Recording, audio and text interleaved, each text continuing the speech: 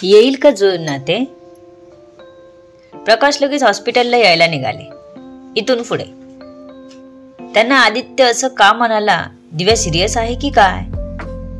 नीताने हे काय केलं? आदित्यचा कायमसाठी रोष ओढून घेतला. त्यांचं मन अनेक विचार करून अस्वस्थ होत होतं. थोड्याच वेळात प्रकाश हॉस्पिटलला पोहोचले. दिव्या जिथे होती तिथे आले तेव्हा आदित्य तिथेच बसला होता. डॅडना बघून त्याला एकदमच भरून आलं. आपण दिव्याचे अपराधी आहोत हे डॅडला सांगावं वाटलं, पण त्याआधी त्याने जाऊन त्यांना एक कडकडून मिठी मारली आणि मनसोक्त रडून घेतला. प्रकाशने काहीच हालचाल न करता आदित्यला मन मोकळं रडू दिलं. आधी दिव्या कशी आहे? त्याने पुन्हा विचारलं. ती बरी आहे, झोपली आहे. पण डॅड, मी तिच्याशी लग्न करायचा निर्णय घेतला आहे. आदित्य डॅड पासून लांब होत म्हणाला. ओके, मी तुला म्हणालच होतो लग्न कर म्हणून, प्रकाश म्हणाले. कारण त्यांना लग्न करणार आदित्य यात काहीच चुकीचं वाटलं नव्हतं. मग आदित्य इतकं रडून का सांगतो? डॅड, दिव्याला मॉमने खूप त्रास दिला. तिला मॉमने असं म्हणून आदित्यने डॉक्टरकडे आणेपर्यंत सगळं प्रकाशना सांगितलं. त्यानंतर डॉक्टरकडे आल्यावर तिचं बिघडलेलं वागणं आणि मग त्याला घ्यावा लागलेला निर्णय त्याने आपल्या डॅडला सांगितला. डॅड 2 मिनिटं स्तब्धच झाले. काय बोलावं त्यांनाही कळेना. आदित्यला वाटत असलेला सांगताना संकोच ते समजू शकत होते. प्लस त्याला अपराधी वाटत होतं. त्यांनी दोन्ही हात केले तसं आदित्य त्यांच्या कुशीत जाऊन पुन्हा हमसून रडला. तो हॉस्पिटलमध्ये आहे हेही विसरला. डॅडने त्याला शांत होऊ दिलं. आधी तू शांत हो बाळा, मी कायम तुझ्या सोबत आहे. तुझी मॉम अशी कधीच नव्हती बाळा. माहित नाही तिला काय झालंय, पण तिला जेव्हा तिची चूक लक्षात येईल ना, ती नक्कीच तुझी माफी मागेल, डॅड म्हणाले. डॅड, त्याने काय होणार आहे? दिव्याला झालेला मानसिक ताण तो भरून निघणार आहे का? मला तिच्या परमिशन शिवाय घ्यावा लागलेला निर्णय, ती वेळ परत येणार आहे का? मला या क्षणी किती गिल्ट आहे तुम्हाला नाही माहित डॅड, आदित्य म्हणाला. हो रे बाळा, नाही भरून निघत काही घाव. दिव्या जागी होईल तेव्हा कसं रिॲक्ट करेल काय माहित. तिच्या मैत्रिणीला बोलाव, प्रकाश म्हणाले. एव्हाना त्यांना दिव्याची मैत्रीण आणि दिव्या चांगलीच माहिती झाली होती. हां शिव, मितालीला कॉल करून इथेच बोलावून घे. ते कामावरून येईल तोपर्यंत दिव्या जागी होईल, आदित्य म्हणाला. हो सर, करतो कॉल, शिव म्हणाला. त्याने लगेच मितालीला कॉल केला. आदित्य रागात तिच्याशी बोललेला होता हे विसरून गेला होता. हॅलो, मिताली म्हणाली. मिताली, तू कामावरून सुटलीस की मला एक कॉल कर, मी घ्यायला येतोय, शिव तिला म्हणाला. आदित्यने ऐकलं. शिवने मितालीला काहीच सांगितलं नाही, पण ते पटलं त्याला. उगाच कामावर तिला काळजीत टाकायचं नव्हतं. आता सर्व शांत बसून दिव्या उठायची वाट बघत होती. ती काय म्हणेल याची चिंता लागली होती सर्वांना. सर्वात जास्त जोर कोण अस्वस्थ असेल तर तो आदित्य होता. दिव्या थोड्या वेळाने जागी होताना दिसली. तसा आदित्य लगेच तिच्याकडे धावला. दिव्या, आदित्यने खूप प्रेमाने आवाज दिला.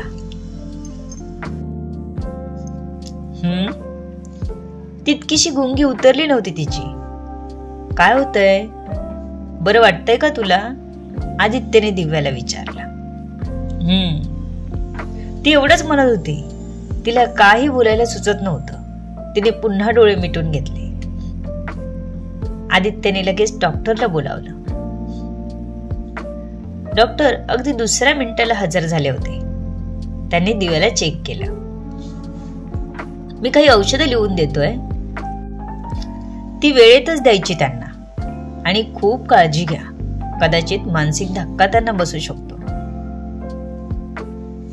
पण आपल्याकडे दुसरा पर्याय नव्हता त्यावेळी, त्यामुळे तुम्ही जो निर्णय घेतलात त्याने त्यांचाच त्रास कमी झाला, डॉक्टर म्हणाले.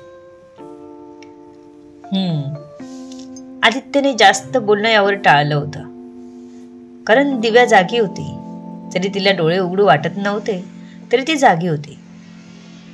तिला ज्यूसच द्या सध्या, इतर काही देऊ नका, डॉक्टरांनी सांगितलं.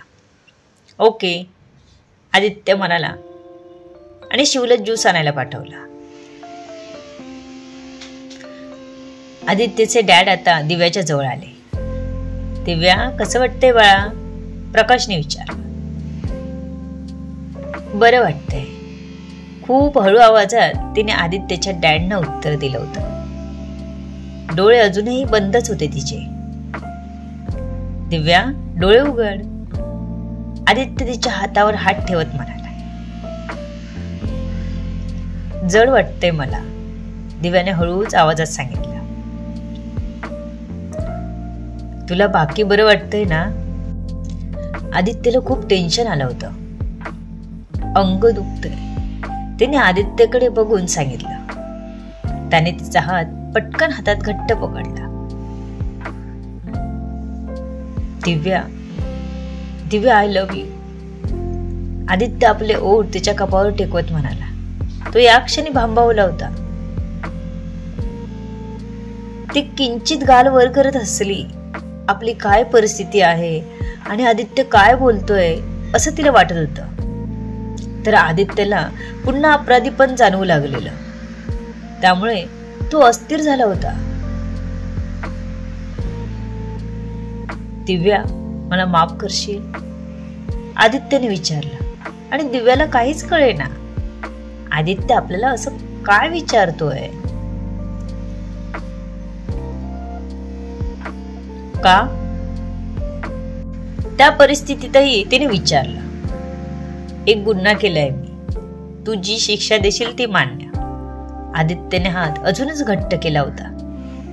ओके, दिव्या म्हणाली. पण तू सोडून जाऊ शकत नाहीस, ते मला मान्य नाही. बाकी कुठलीही शिक्षा चालेल मला, आदित्य म्हणाला. काय केलं तुम्ही? दिव्याने विचारलं.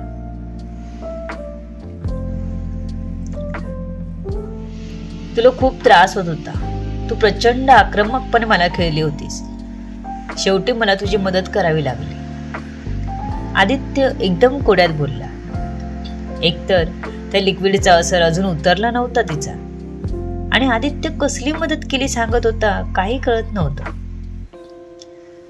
अजून तिला स्वतःलाही जाणवलं नव्हतं. पाय थोडे अजूनही सुन्न वाटत होते. आदित्यला दिव्याला कसं सांगायचं कळतच नव्हतं, पण तिला सांगायचं होतं. आपल्या मनावर असलेलं ओझं हलकं करायचं होतं. म्हणूनच त्याची चाललेली धडपड शब्दात मांडता येत नव्हती. ती जशी थोडीशी हल्ली तसं तिला कमरेच्या खाली कळ जाणवली. अचानक कळ आल्याने दिव्या ही बावरली. आदित्यला कसं सांगणार? तिला मिताली आठवली. मी तू कुठे आहे? तिला एकदम रडवेलं व्हायला झालं होतं. ती कामावरून सुटली की येईल. तिला काहीच सांगितलेलं नाही. शिव जाईल आता तिला आणायला, आदित्य म्हणाला. दिव्या, खूप दुखतंय? आदित्यने विचारलं. त्याला कळलं होतं तिला संकोच वाटतो आपला सांगायला. तिने त्याच्याकडे पाहिलं. ह्यांना कळलं म्हणजे त्या लोकांनी माझ्यावर जबरदस्ती केली का? पण मला आठवतंय आदित्य दरवाजा तोडून आत आलेले आणि मला घेऊन आलेले. त्यावेळी त्यांचा स्पर्श आपल्याला खूप हवा असा वाटत होता. ती मनात विचार करत होती. दिव्या, जास्त विचार नको करू तू आता. तू लवकर बरी हो, आदित्य म्हणाला. मला काय झालंय? दिव्याने शांतपणे विचारलं. आदित्यने तिला सर्व सांगायचे ठरवलं. दिव्या, तुला माझ्या मॉमच्या माणसाने पकडलं. तिथून तुला काहीतरी दिलं. ते चौघेजण तुला त्रास देत होते. तेव्हा मी आलो तुला घेऊन हॉस्पिटलमध्ये. पण जास्त वेळ झाला होता. तुला खूप त्रास होत होता. म्हणून शेवटी मला तो निर्णय घ्यावा लागला.